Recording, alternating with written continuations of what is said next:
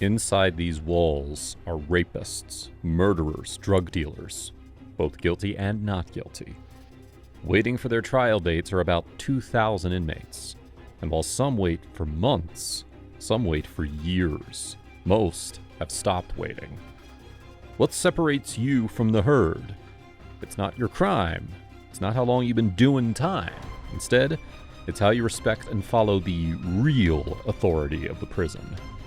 You're about to see a tale of injustice, ill-treatment, and imbalance of power. This is Survival of the Richest inside South Cotabato Prison. This overcrowded jail sees new prisoners every single day, and every single prisoner is processed both by the prison authorities and the prisoners inside. The newbies are recognized by their shaven heads and the fact that they have absolutely zero rights on their zeroth day. To suck out every bit of hope in the newbies' eyes, they are first taken to a 270-square-foot cell inhabited by 69 other inmates. Here, there's no difference in crime. However, the newbies are made to stay on the top bunk. This top bunk is where the Philippines' worst humid weather is at its peak. It's super stuffy. And he has to stay there for a consistent 15 days, and he's only allowed to leave when the cell leader allows him. These first 15 days make the inmates question whether the crime was worth the time or not. But then again, not everyone is guilty here. But that doesn't matter. What matters is how quickly they learn to survive. Here, over 1,600 inmates are doing time, 150 of which are in punishment cells, which are always locked. These punishment cells hold the most dangerous criminals, repeat offenders, and sick inmates, just to make sure they're not the cause of any epidemic. Then we have the oldest inmates in a separate wing, and over 400 women also in a separate wing. This entire compound is patrolled by only 5 guards. That means 20 public servants who manage, maintain, and conduct roll call twice a day for 2,000 inmates. These guards are instructed to have as little face time with the inmates as possible because the prison warden feels that they would develop some sort of relationship with the guards and start asking for favors. And he's not wrong. On October 6, 2022, in one of the Greyhound operations, which we'll get to in a second, the prison warden confiscated illegal substances from inmates that he believed to be smuggled in by corrupt guards. They were given 3,500 Philippine dollars for an analog phone, 5,000 for a smartphone, and somewhere between 10 to 30,000 for illegal drugs. A month before that, one of the inmates claimed that a prison guard instructed him to bring 2 cigarette packs to a specific cell. He also claimed that there weren't any cigarettes inside the pack, if you know what I mean. So now, you must be wondering why 1,600 inmates don't just trample over the 6 guards and make a break for it. Well, the truth is, they're not the ones in power. It's the ones on top of the prison hierarchy that rule the prison. The hierarchy inside the prison is that there are newbies at the bottom, and on top is the El Presidente, and in the middle are his so-called marshals. The hierarchy is structured only on one thing: money. The only way above the newbie level is that you have to follow 3 rules: respect El Presidente, listen to El Presidente, and finally, follow El Presidente. This is El Presidente, Mr. Glasario de Pedro.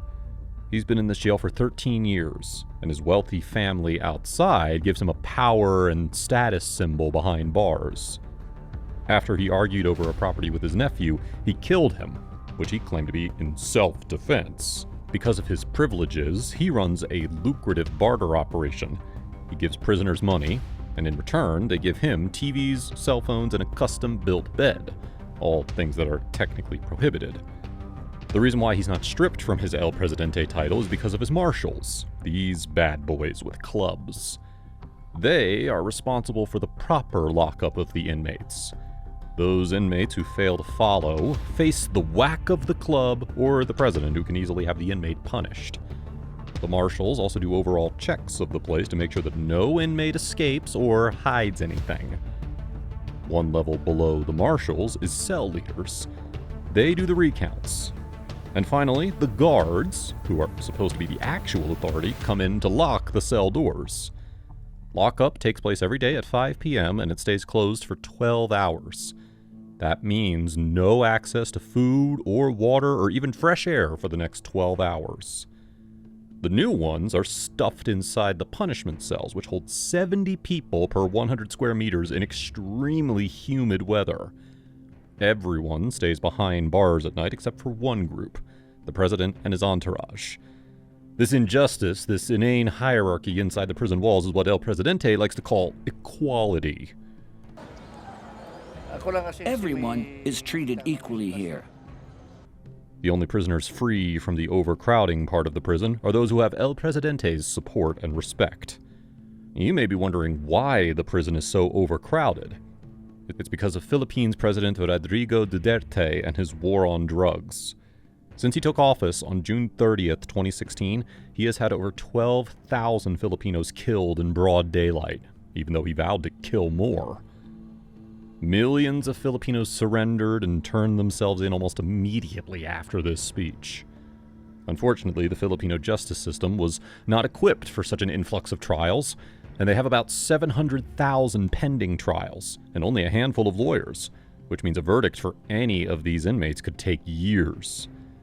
If only they had known that serving in this pre-trial detention center was no different than a life sentence. They're slowly coming to the point that their biggest goal in this prison's not doing time, it's survival, which means getting up above the hierarchy. It's now 5 a.m. and everyone is taken out of the cells. Everyone except for the new ones. They have to rot in their cell a little while longer, after which they're given revolting tasks like cleaning filth. Everyone watches over the newbies, and if they act up or even misstep, they're punished with food deprivation. If they have any outside time, they have to pay for it. That means paying for fresh air or even sitting. The goal here, set by the inside prison authorities, is that they want to make the newbie realize that he has nothing and is worth nothing in the hierarchy. This act of degradation will also push him to work harder and get into the middle of the hierarchy. It's now 9 a.m., and it's mealtime, the highest point of the day. Inmates are given their meals, and they're told to eat in their dark cells. You'd expect that prison rations are extremely unhygienic. And you're right, which is why the middle class of the hierarchy has its own cook. Saturday is visiting day, and visitors are allowed to bring as much food as they want for their families. Of course, that food is also thoroughly checked to make sure that none of the visitors sneak in any contraband. The visitors themselves are frisked and checked before entering, and in case any contraband's found, they're put on a list. If it happens again, they're blacklisted from future visits. All the visits take place under the supervision of the marshals and El Presidente. Some of the inmates who don't have visitors rely on begging and selling to visitors to make enough money to survive. Of course, the security here is not that tight, which is why sometimes contraband does get snuck in. But that's why, once a month, the guards conduct the Greyhound operation. This is a surprise inspection. Not by the marshals, not by El Presidente, but the official prison guards who check every nook and cranny for all unallowed products inside the cells. This is one search that takes place without the possibility of bending any law, which means that even if the cell phone is brought from El Presidente himself, it still gets confiscated. The owner of the contraband is also punished severely, irrespective of where they stand in the hierarchy, the middle or the bottom, but obviously not the top.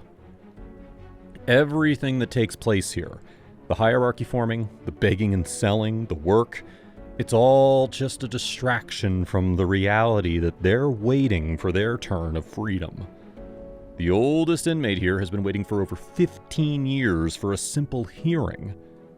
What we do know is that as long as there's an influx of pretrial detainees, there will be newbies working hard to survive the overcrowding and the mess by climbing up to the top of the hierarchy.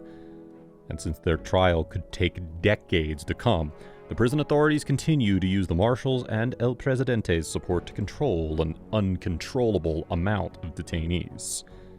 It will forever be survival of the richest inside South Cotabato prison. Thanks for watching.